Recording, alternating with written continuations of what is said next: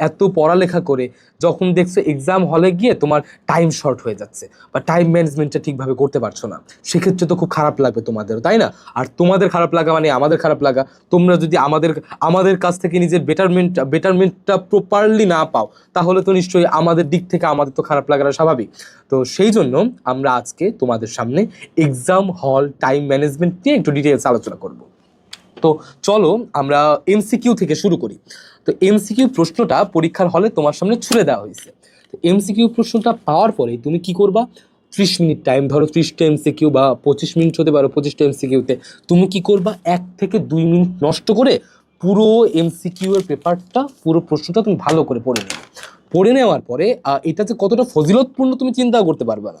তার মানে এখন তোমার মোটামুটি প্রশ্ন সম্পর্কে প্রপার প্রাইমারি একটা আইডিয়া আছে, ফান্ডামেন্টাল একটা আইডিয়া আছে যে এই প্রশ্নটা যেটা তুমি এখন অ্যান্সার করবা, এটাই তুমি কি অ্যান্সার করবা, কি কি টপিক আছে। তার মানে তোমার ব্রেইন অলরেডি ভাবা শুরু করছে, না এই টপিক আমাকে অ্যান্সার করতে হবে, অর্থাৎ এই টপিকের জায়গায় জায়গায় কোন কোন তথ্য আছে এই তথ্যগুলো কিন্তু তোমার ব্রেইন ভাবা শুরু করছে। এইবার তুমি অ্যান্সার করা শুরু করলে এমসিকিউটা। ধর 1 নাম্বার, এক দাগে তুমি কি দেখতেছো যে এই প্রশ্নটা পরীক্ষায় আসছে, এটা তোমার আফসা আফসা মনে আছে বা মনে নাই। তুমি কি করছো? ওইটা নিয়ে ভাবতেই আছো, ভাবতেছোই, ভাবতে ভাবতে ভাবতে ভাবতে পরেরগুলোর দিকে তাকালে না যে ওটা অ্যান্সার করে তুমি পরেরটায় আসবা। তো এরকম করতে করতে তোমার পরীক্ষার হলে কি হবে, যে শেষের দিকে তুমি টাইম ম্যানেজমেন্টটা ঠিকভাবে করতে পারবা না, দেখবা যে টাইম শেষ, অনেক জানা জিনিস তুমি প্রপারলি অ্যান্সার করতে পারলে না। তো এই ক্ষেত্রে তোমার সমাধানটা কি, যেইটা প্রথমবারে যখন তুমি প্রশ্নটা যখন ভ্রমণ করবা অ্যান্সার করতে করতে, তখন তুমি কি করবা? একটা প্রশ্ন পারছো না, স্কিপ, আমি হার্ড ওয়ান স্কিপ করে যাবা। তুমি কি করবা?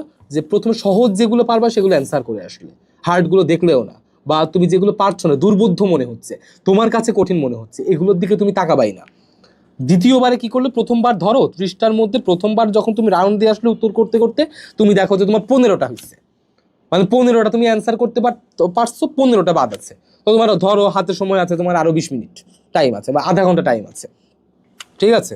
তো এইবার বাকি 20 মিনিট বা আধা ঘন্টায় তুমি কি আধা ঘন্টা না, ধরো আধা ঘন্টা তো তোমার প্রপার টাইম থাকে, ধরো তোমার হাতে টাইম আছে আর 10 মিনিট বা 15 মিনিট টাইম আছে। তো তুমি এখন ওই 10 মিনিট 15 মিনিটে কি করবা? যেগুলো ওই যে প্রশ্ন পড়ার সময় আফসা আফসা যেগুলো মনে ছিল ওইগুলো অ্যান্সার করতে করতে আসবা।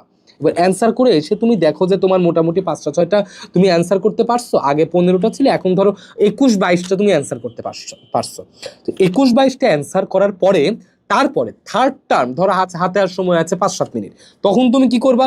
যেই তোমার 5টা 7টা বাকি আছে, ওই 5টা 7টা দেখবা যে একেবারেই কি তুমি পারো না, একেবারেই যদি না পারো, সেক্ষেত্রে যদি মাইনাসের অপশন না থাকে সেক্ষেত্রে তুমি ওটা অ্যান্সার করে দাও। আর মাইনাসের অপশন থাকলেও তুমি দেখো, যদি মনে হয় যে না এটা অ্যান্সার হতে পারে 70-30 সম্ভাবনা, তাহলে 70% অ্যাপ্রুভ তুমি করে তাকায় দাও। আর যদি দেখো যে মাইনাসের সম্ভাবনা নাই, সেক্ষেত্রে তুমি যেটা সব থেকে কাছাকাছি মনে হচ্ছে ওটা দাগায় দিয়ে আসো। তো এই টাইম ম্যানেজমেন্টটা যদি তুমি করতে পারো পরীক্ষার হলে, তাহলে দেখবা যে এমসিকিউ এর ক্ষেত্রে ভালো নাম্বারটা রেইজ করা তোমার জন্য সহজ হচ্ছে। আর সিকিউ এর ক্ষেত্রে কি বলবো, সিরিয়াল মেনটেন করার কোনো দরকার নেই। তোমার ধরো 1 দাগ কঠিন মনে হচ্ছে, দরকার নেই, 2 দাগ সহজ মনে হচ্ছে, 2 দাগ দিয়ে শুরু করো। তারপরে ধরো 1 দাগ লিখতে ইচ্ছে হচ্ছে, তারপরে 2 দাগের পরে 1 দাগ লেখো। তো তারপর 3 প্রথমে লিখতে, 3-এর পরে তোমার হচ্ছে 2 লিখবা, কোনো সমস্যা নেই, মানে সিরিয়াল মেনটেনের দরকার নেই। তুমি যেটাকে মনে করছো যে এই প্রশ্নটা আমার জন্য তৈরি করা হয়েছে, আমি এই প্রশ্নটার উত্তর এই 7টা প্রশ্নের মধ্যে সব থেকে সুন্দরভাবে দিতে পারবো, তো তুমি ওই 7টা প্রশ্নের মধ্যে ওই প্রশ্নটা দিয়েই তুমি শুরু করো, কোনো সমস্যা নেই। আর এই টাইম ম্যানেজমেন্টের দিকে যখন একটু তুমি দৃষ্টি দিবা, তখন দেখবা যে পরীক্ষাও ভালো হচ্ছে, নাম্বারও বেশি বেশি আসতেছে, আর তুমি যতটুকু পড়ে আসছো তার প্রপার ইউটিলাইজ তুমি পরীক্ষার খাতায় করতে পারছো। আশা করি তোমরা বুঝতে পেরেছো, এবং টাইম ম্যানেজমেন্টের বিষয়ে তোমরা অনেক অনেক সতর্ক থাকবে আমার বিশ্বাস। তো টাইম ম্যানেজমেন্ট দিকে খেয়াল রেখে, বাকি পরীক্ষার এক্সাম নাইট প্রিপারেশনের দিকে খেয়াল রেখে, অন্যান্য সকল বিষয়ের দিকে খেয়াল রেখে তোমার পরীক্ষা অনেক অনেক ভালো হোক, অনেক অনেক ভালো পরীক্ষা দাও, অনেক অনেক শুভকামনা তোমাদের সবার জন্য।